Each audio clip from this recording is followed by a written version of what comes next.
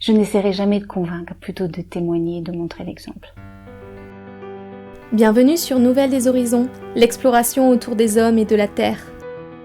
Aujourd'hui, nous rencontrons Delphine, une paysanne vigneron installée en Gironde avec Benoît, son mari.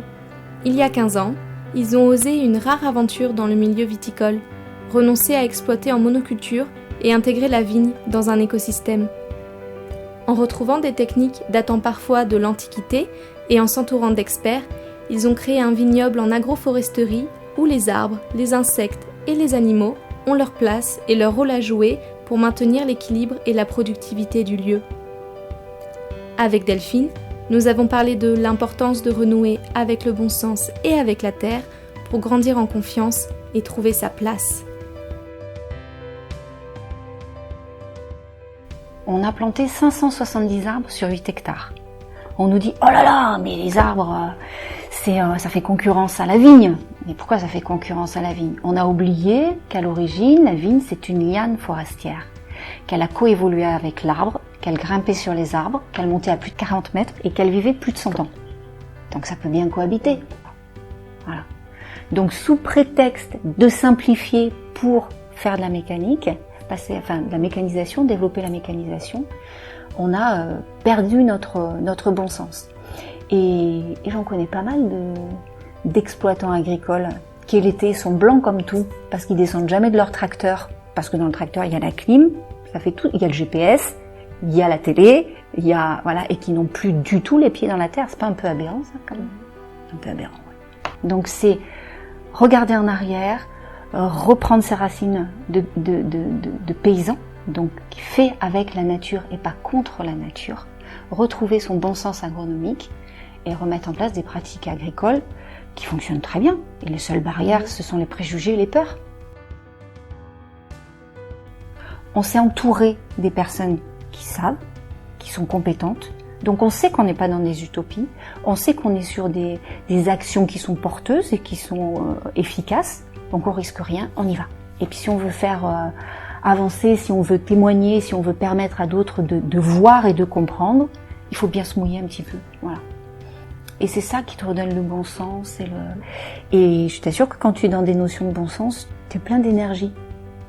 J'ai fait d'autres métiers où j'étais vide d'énergie. Parce que je pense que c'était pas ma place et que c'était pas... Ouais. Alors que là, quelquefois tu te dis, mais comment j'ai fait tout ça dans la journée? Je pense que je suis à ma place, ouais. Redonner du sens au métier, ça c'est vraiment avec Benoît que je l'ai découvert. Voilà. Souvent les gens nous disent, mais c'est tellement logique, comment on a pu oublier ça?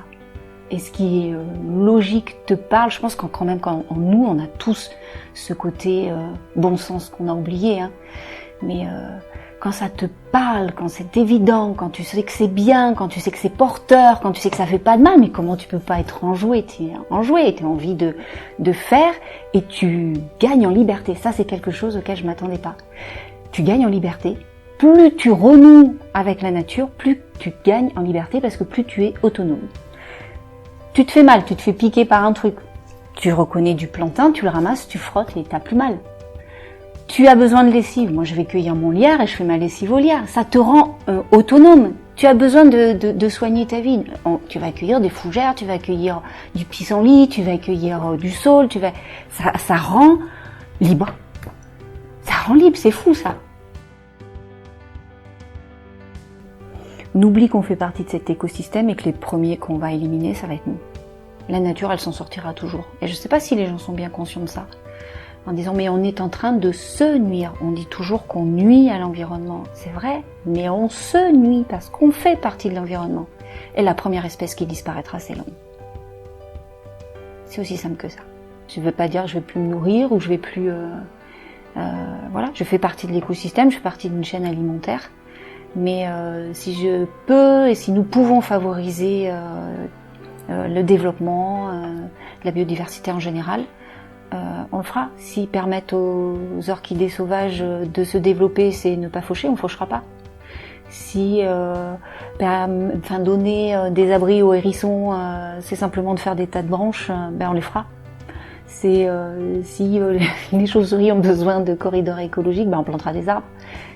Et en plus, tu gagnes plein de choses. T'imagines, 570 arbres, il y a 3/4 de fruitiers. Ça m'a longtemps rendu triste de me demander ce qu'on allait laisser à tous ceux qui venaient. Et puis un jour, il y a ma paysanne boulangère qui ne me voyait pas bien et qui me disait « Mais qu'est-ce que t'as ?» Je dis « J'ai l'impression qu'on n'y arrivera pas, que tous les petits pas qu'on fait à l'échelle de la planète, c'est tellement minime que c'est insignifiant, que c'est inutile et que c'est utopique Et un jour, elle m'a dit, mais ça s'appelle de l'ego. C'est ton ego qui parle. Reste à ta place. Fais-toi ta mission, remplis ta mission, fais ce que tu as à faire à ton niveau. Continue à témoigner, continue à aimer et tu n'auras rien à te reprocher. Et ça m'a remis à ma place de moi, Delphine, en disant, bah ouais, peut-être que j'aurais touché dans ma vie que 1000 personnes, accueilli, je sais pas, voilà. Mais si ça leur a donné de l'espoir et l'envie de développer ça, ce serait bien, j'aurais fait ma part. Je ne vais jamais chercher à convaincre. Parce que dans convaincre, tu as con et vaincre, ça ne peut générer que du conflit. Par contre, je vais tout faire pour témoigner et être un exemple suffisamment lumineux qui, j'espère, donnera envie aux autres de suivre et de tester certaines choses. Et ça, voilà. Je n'essaierai jamais de convaincre, plutôt de témoigner et de montrer l'exemple. Merci. Delphine, merci de ton accueil et de ton témoignage.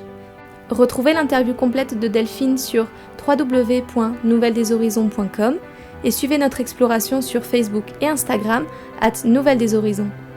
À bientôt pour de nouveaux épisodes.